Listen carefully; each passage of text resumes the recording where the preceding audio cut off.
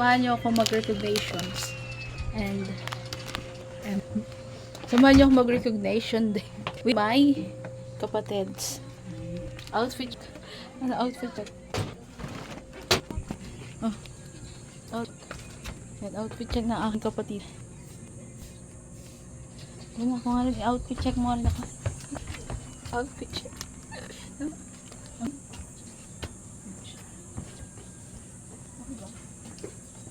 Jahire, kapatid mo ah. Let's go.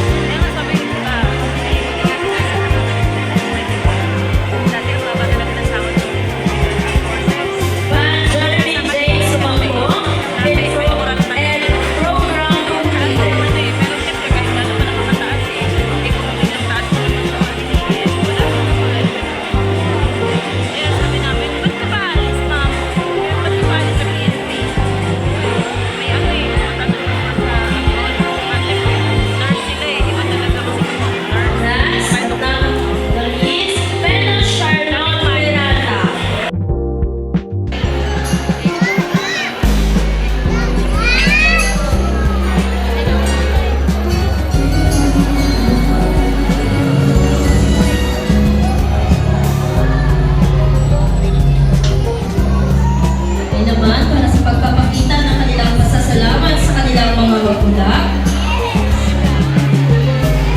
Bata na iniiyakan sa bigay ng kanilang pasasalamat.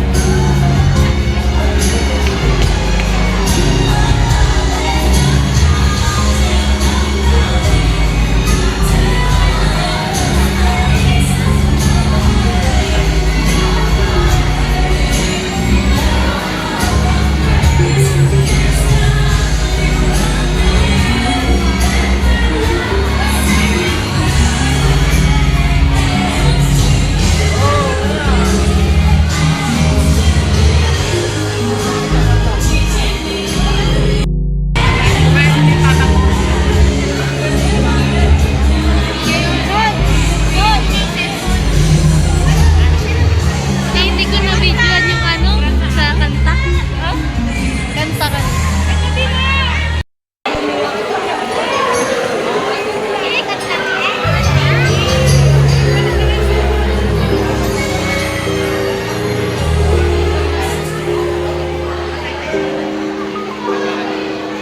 Okay, so maaari na pong bumalik sa ang lahat po sa kanilang kanya-kanyang upuan at magsiupo. Ngayon naman, ating pakinggan ang ang ating Pangulo, Ginang Maria Lourdes Doloso, mga kapwa ko daluguro, mga guro, mga magulang at mga mag-aaral, muli po magandang araw sa ating lahat. Sa araw po ito, tayo ay nagtitipon-tipon upang magbigay ugay at pasasalamat sa bawat isa sa atin. Sa mga mag-aaral, guro, at buong komunidad na nagsisilbing ilaw at gabay sa mga kabataan. Ang tema ng ating araw ng pagkilala sa taong ito ay Henerasyon ng Pagkakaisa, Kaagapay sa Bagong Pilipinas. Tayo lahat ay pinapaalalahanan ng ating kolektibong responsibilidad at ang kahalagahan ng pagtutulungan upang magtagumpay sa mga hamon ng makabagong panahon. Bilang isang henerasyon na may malasakit sa ating bayan, hindi natin maaaring baliwalain ang ating papel sa pagbabago. Ang pagkakaisa sa kabila ng ating mga pagkakaiba ay isang napakahalagang susi upang makamtan ang tunay na kaunlaran. Ang bawat hakbang na ating tatahakin ay mahalaga. At sa pagtutulungan natin, hindi tayo matitina. Ang bawat kabataan na naririto ngayon ay isang mahalagang bahagi ng bagong Pilipinas na ating ninanais. Isang bansang maligaya, mas maunlad, at higit sa lahat, puno ng pag-asa. Kaya't sa huling bahagi ng ating araw ng pagkilala, nais ko pong iparating ang pasasalamat sa bawat isa sa inyo. Salamat sa inyong sipag, dedikasyon, at pananampalataya sa sarili at sa bayan. Sa inyong mga magulang, guro, at tagapag-alaga, maraming salamat sa inyong walang sawang suporta at gabay. Bilang kaagapay sa Bagong Pilipinas, patuloy magpatawad sa ating mga pagkakamali at magsikap upang maging halimbawa ng pagkakaisa, pagkakaibigan at malasakit sa isa't isa. Tayo ay nagsisilbing inspirasyon sa bawat isa at ang ating sama-samang pagkilos ay magiging lakas na magdadala ng pagbabago sa ating lipunan. Naway magsilbi gabay ang araw na ito upang patuloy natin isabuhay ang kahalagahan ng pagkakaisa at pagiging kaagapay sa bawat hakbang natin tungo sa pagbuo ng isang mas maliwanag na kinabukasan para sa ating minamahal na Pilipinas. Bago ko tapusin ang aking mensahe sa umagang ito, maaari po bang bigyan natin ng isang masigabong palakpakan ng mga guro sa iparapat na baitang sa pangunguna ng pagkakaguro leader na si Pilipinas Alvin Darias at dalungguro in charge na si Ginang Evelyn Castillo at lahat ng ikaapat na baitang na guro at syempre lahat ng lupong tagapagpaganap na umagapay at tumulong upang maging successful ang ating programa sa umagang ito. Congratulations, Grade 4 teachers, sa isang napakaganda na programa ng Araw ng Pagtatapos. So, muli, binabati namin kayo lahat. Maraming salamat at magandang araw. Maraming salamat po, sir, sa inyong napakagandang mensahe. Ngayon naman, aking inaanyayahan ng lahat na tumayo para sa pag-awit ng himno ng NCR at awit ng